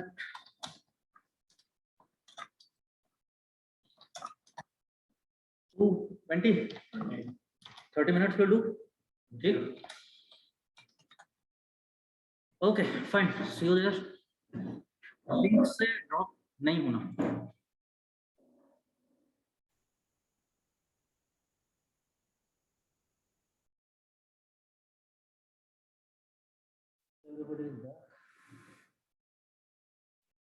ऑनलाइन से भी आ गए आप लोग वापस?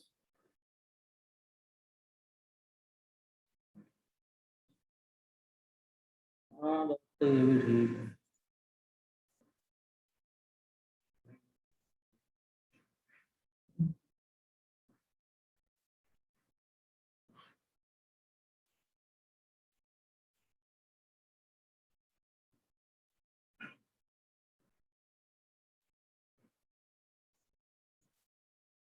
अटेंडेंस एक बार देख के बता देना, किसी की छूट तो नहीं गई है।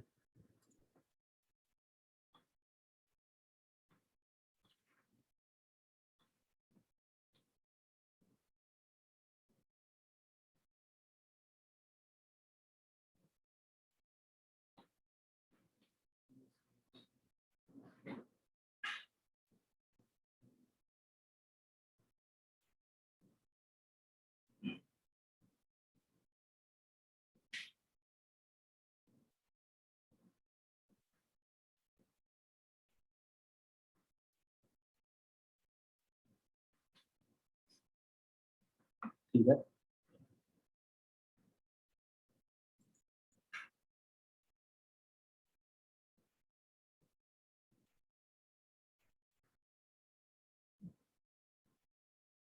आई थिंक अभी टाइम लगा देंगे आप लोग, रुका थोड़ी देर और, तो देख लो। हम्म? किसका?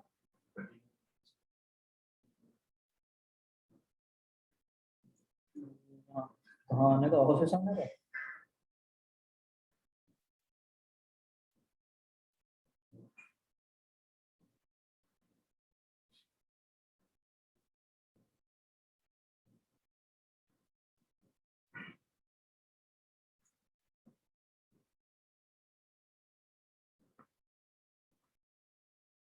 रुकते हैं पहले थोड़ी देर और, ऐसे में सब लोग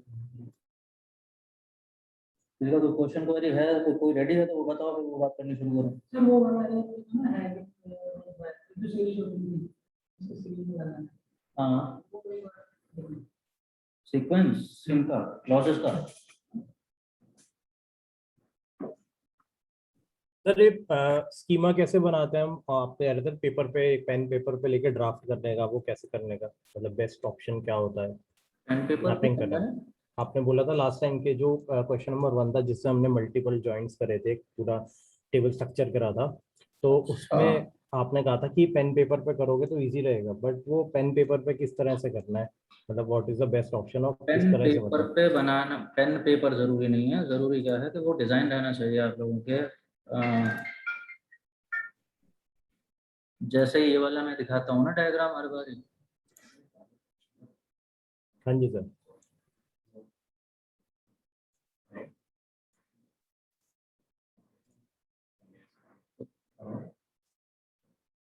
तो इसी को बोल रहा था कि उन टेबल्स का जैसे पहला क्वेश्चन आया था अभी जो आपने आज किया है सिंगल सोर्स ऑफ ट्रुथ करके, yes sir.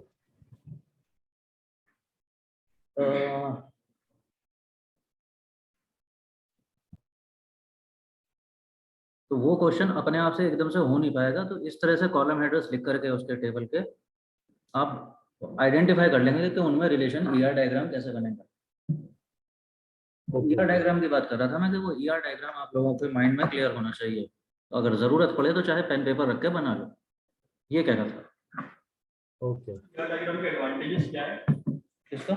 ER diagram ER diagram का एडवांटेज यही है, बेसिक स्केलेटन वही है आपके डीबीएमएस का। जैसे सेम चीज हम डायमेंशन मॉडलिंग से भी चीजें कर सकते हैं, जहाँ पे हम मतलब कि हमारे कॉलम को अलग करते हैं, वो करते हैं, तो उसके ऊपर मतलब उसका एडवांटेज क्या है? ईआर डायग्राम का एडवांटेज वैसा कुछ वैसा नहीं है, कोई ऐसा वो कॉन्सेप्ट नहीं है। अच्छा, इट इज जस्ट दैट एक ब्रॉड गाइडलाइन।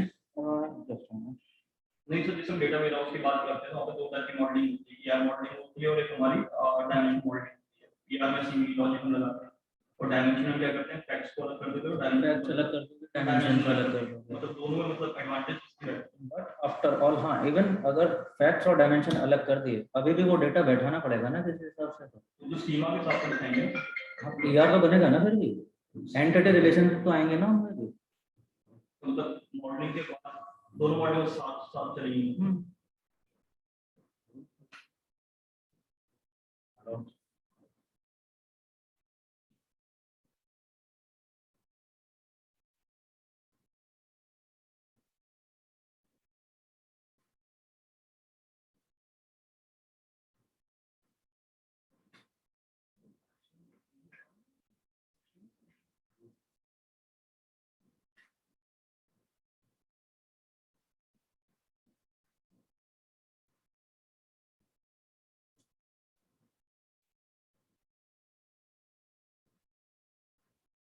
सीक्वेंस वाले जो आप बात कर रहे थे, सीक्वेंसेस उसमें वो डिस्कस कर ही चुका हूँ ऐसे तो पहले भी क्लास में, लेकिन सीक्वेंस सबसे पहला सेलेक्ट और फ्रॉम, ये तो दोनों मैंडेटरी हैं, इसके बिना तो और कुछ होगा ही नहीं।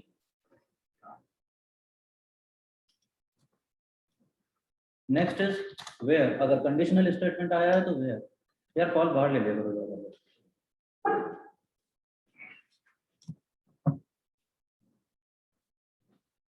वेयर के बाद अगर आपके ग्रुप बाय की कंडीशन है तो group by clause, group by के बाद अगर कंडीशन कैलकुलेटेड फील्ड का आई थी तो हैविंग यूज होगा।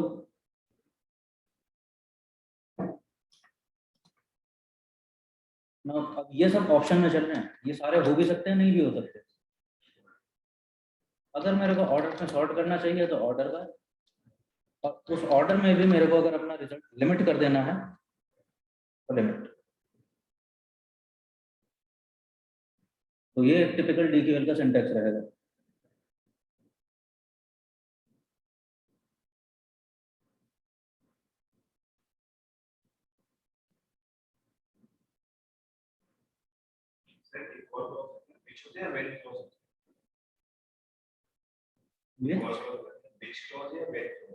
व्हेन, केस वाले जो क्लॉज में आता है व्हेन आता है, case when end case then, वो अलग नहीं है, वो सेलेक्ट का ही पार्ट है। मैं क्या चाहता हूँ कि अगर ये ऐसा है तो ऐसा दिखे, और अगर केस वैसा हो जाए तो मैं प्रिंट में क्या देखना चाह रहा हूँ, सेलेक्ट में मैं लाना क्या चाहता हूँ उसके बाद।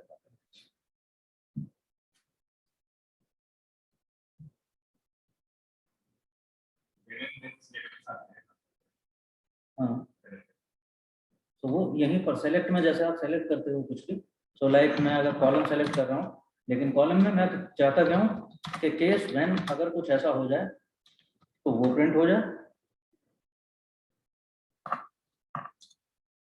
ठीक है, तो केस, मैं केस बता रहा हूँ कि केस व्हेन, जब केस क्या हो जाए और देन करना क्या है, फिर वो देन मैं बता रहा हूँ, then this end finally end. तो केस एंड हो गया।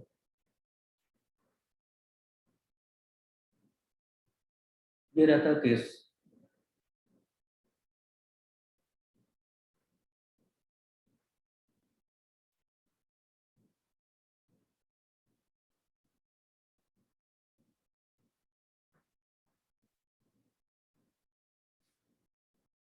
और बताओ जी, किसी का कोई क्वेश्चन? मैंने 1000 को लिया था पीडी वाले डेटा में, हाँ, तो वो सिस्टम का क्वालिटी माने या सिस्टम का फॉल्ट दिखाने की कोशिश कर रहा हूँ।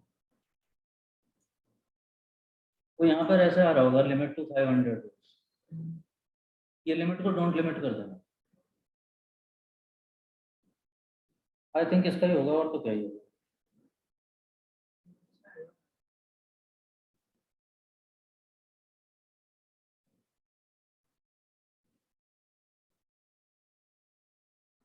ठीक है, ये आपका क्वेरी का जो भी रिजल्ट आता है उसे लिमिट कर दे रहा है वो सर्टेन रोज तक।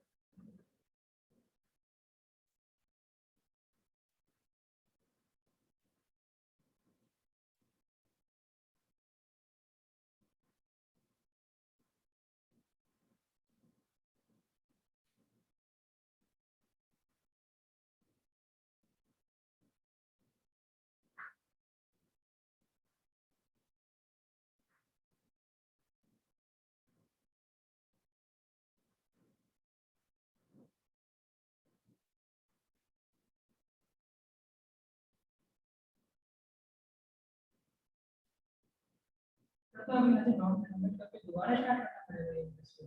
हम्म,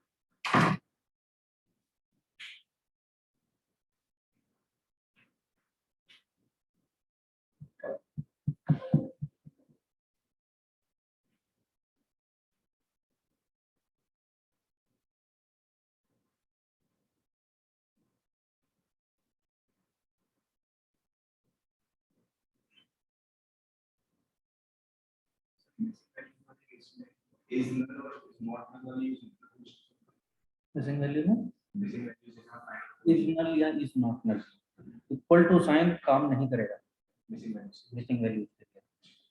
so there is nothing which is equal to null.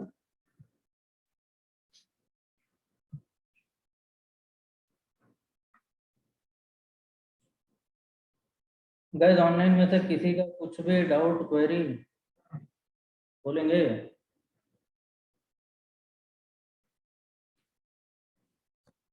Sir अभी तो नहीं है, हाँ, सर अभी तो नहीं है, कल क्वेश्चन पेपर आएगा तब पता चलेगा, तो आपसे पूछ लेंगे। अभी नहीं है, कब पूछोगे? कल के बाद? सर कल जब क्वेश्चन कर रहे होंगे तो। ठीक है, तुम्हारी मर्जी। क्या है? पहले आप डॉक्यूमेंट करने के बाद कर क्या रहे हो तुम ये?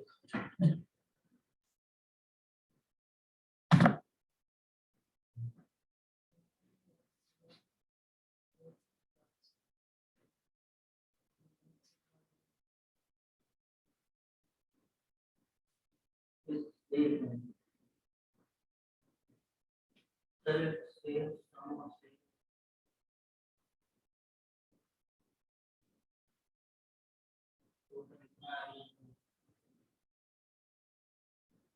अच्छा तुम कह रहे हो उसमें देख रहे हो तो ये ऐसा नहीं है। एक्सेल में बोला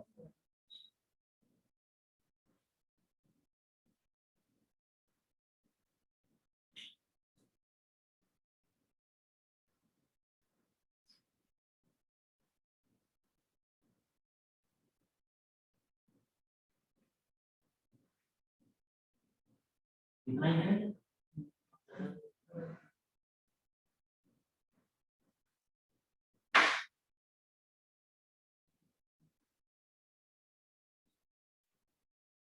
वहाँ पे पूरा डेटा नहीं हुआ है इस वजह से। यहाँ पे पूरा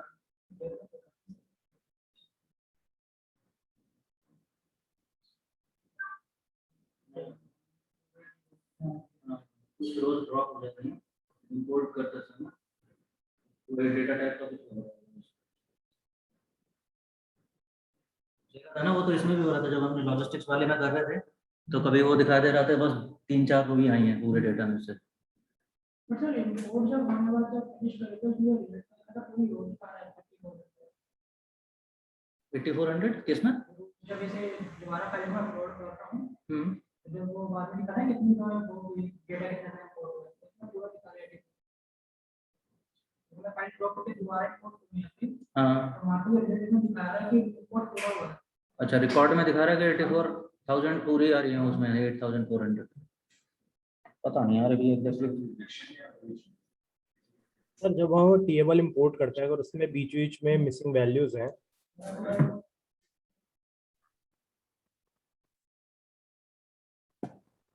हेलो, बंद करो फिर आज का गाजा बाजा। अरे सर मैं एक चीज़ पूछ रहा था, अगर हमारी टेबल में मिसिंग वैल्यूज है, मल्टीपल मिसिंग वैल्यूज हैं बीच बीच में, हम टेबल का डेटा इंपोर्ट करते हैं तो वो मतलब मिसिंग वैल्यूज को लेने से मना कर देता है, मतलब वहाँ पे एन या कुछ भी नहीं आता, वो लेता ही नहीं है, मतलब जहाँ पे पहले वैल्यूज जहाँ तक आ रही है वहीं तक लेके वो टर्मिनेट कर देता है कई बार। भाई आवाज बहुत कम आ रही है तुम्हारी, मैं नहीं समझ पा रहा। सर मैं मैसेज करता हूँ। मैं या तो हेडफोन लगा।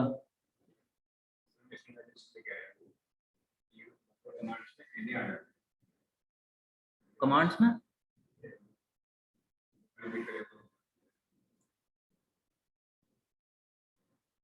अगर टेबल में मिसिंग वैल्यू है, हाँ फिर आगे।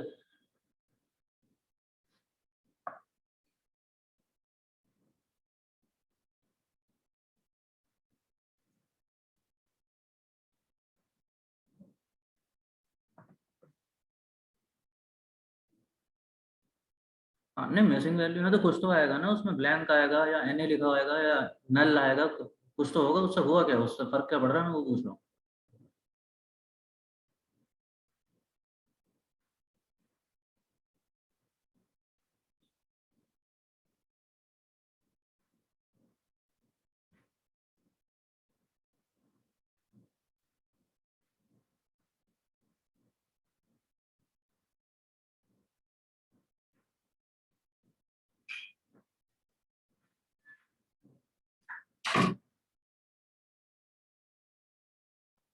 भाई एक बार लिख ले पहले फिर भेजना।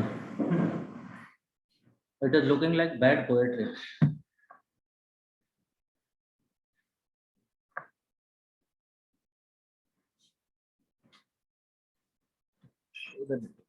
लास्ट वाले क्यों नहीं?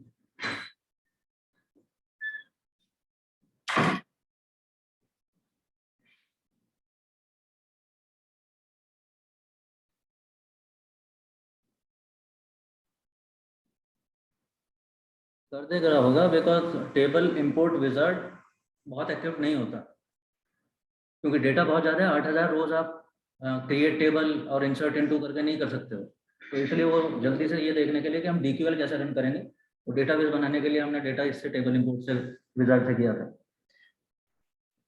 अदरवाइज वो इतना अच्छा मेथड है नहीं। असली तरीका वही होना चाहिए कि डेटा मॉडल हो और प्रॉपरली उसमें वैल्यूज इंसर्ट हो रही हो जिस भी सिस्टम से आप।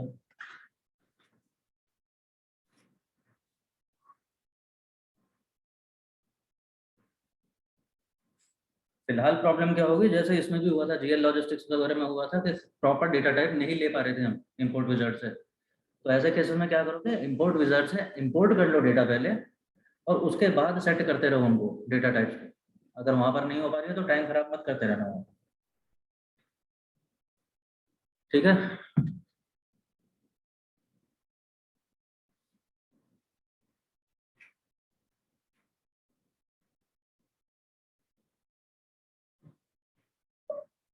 और बताइए, किसी का कुछ रह गया होगा?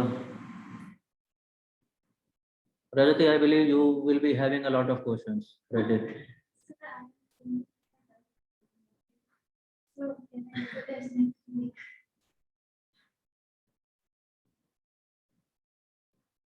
It won't happen this way. But next week move मत कराओ तो बेटर है, बिकॉज इसकी वजह से अगला डिले शुरू हो जाए।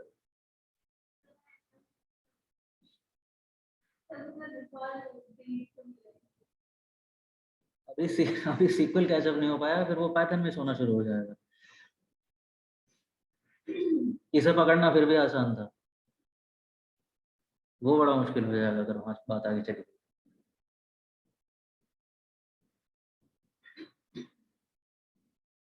ठीक है, लेट्स डू वन थिंग।